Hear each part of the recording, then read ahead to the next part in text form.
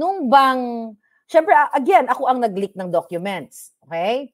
Dumating ba sa point nung nandoon ka sa selda ng Senado na sinisisi mo ako? Hindi. Kasi unang-una, naunawaan ko na naintindihan ko na rin. Kasi ako naniniwala, itong mga nangyayari na to may purpose Noong una, sinabi ko naman sa'yo, masama ang loob ko sa'yo noong una, pero nakita ko na Nakita ko na yung, yung meaning Nakita ko na rin yung, Kaya nga, yung second day, nung dumating na yung pamilya ko, at yung, kinausap ako ng anak ko, sabi niya, Daddy, bakit ganito?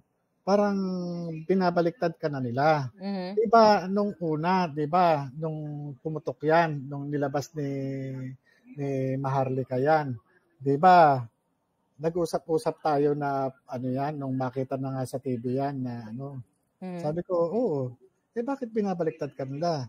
Diba, nung nag-usap-usap tayo, napagkasunduan naman natin, nasulatan mo nga yung, diba, kami pa nga kung ano yung totoo at yung tama, yun ang doon tayo.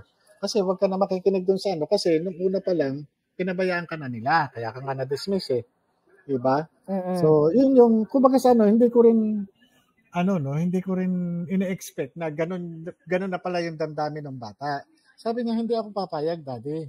Magsasalita ako. Sabi niya, kung kailangan lang magsalita ako sa media, sasabihin ko sa kanila. Kasi itong paglabas ng daddy ko, hindi siya may gusto niya, kami. Kami ang pamilya niya. Kami yung, kaya siya sumulat dyan sa PIDEA. Dala-dala pa nga niya yung ito Daddy, papakita ko talaga to. Sabi niya gano'n. Yung sulat ko kay General Lasso noong April 7. Ito yung papakita ko sa kanila. Kasi alam namin ito. Sabi niya gano'n. Kasi di ba nga, magkausap nga kayo, di ba? O may kausap ka na taga-PIDEA, di ba? Di ba, sinabihan ka pa nga na, i-deny na lang, di ba? O, di ba, ang nga namin sa'yo, kung ano yung tama, yun ang natin. Kaya nga, di ba, o 7, tinatanong ka pa nga namin kung ano na sagot ng PIDEA. Sabi mo, wala, magantay lang, magantay. Di ba, yun yung, kaya eto, akala naman natin, yung mo, sasabihin mo dyan, papakinggan nila Ganun pinakulong ka nila. So, yan, So, sabi ko, ikaw, kung ano, malaki ka na naman, at nasa ustong kulang ka, ikaw, basta, sabi ko, basta wag ka lang wag ka lang magmumura o yung kung ano man na masama. Basta kung ano lang yung nalalaman mo, ikaw, sige. Yun pala, natuloy pala na Yeah, kasi may nag-message sa akin na magpapa-interview nga daw yung anak mo. So ako na yung nagdesisyon. Actually, willing naman siya. Pero sabi ko, parang it's too much na nalalabas yung anak mo na. Actually, hindi naman na to laban. Laban mo to It's the same thing sa akin.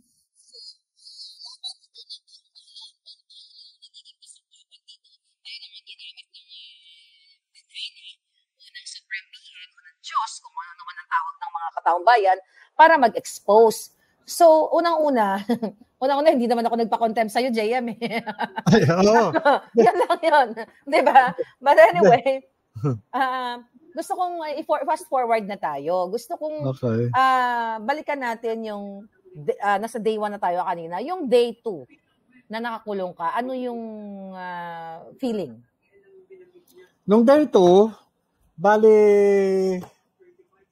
ganun pa rin, Bali, yung nga, ang kinukwento nila ng pamilya ko, inaaway mo raw yung mga senador. At meron din daw umaaway sa'yo na netizens na sinasabi, kundi dahil sa'yo, hindi ako makukulong. Sabi ko, unfair naman ata yun. Sabi ko ganun. Yung tao may natanggap na, na information sa kanya, ang gusto lang niya, ma-expose yung nagkataon lang talaga, siyempre ako yung pumirma, ako yung gumawa, ako yung investigador nung time na yon.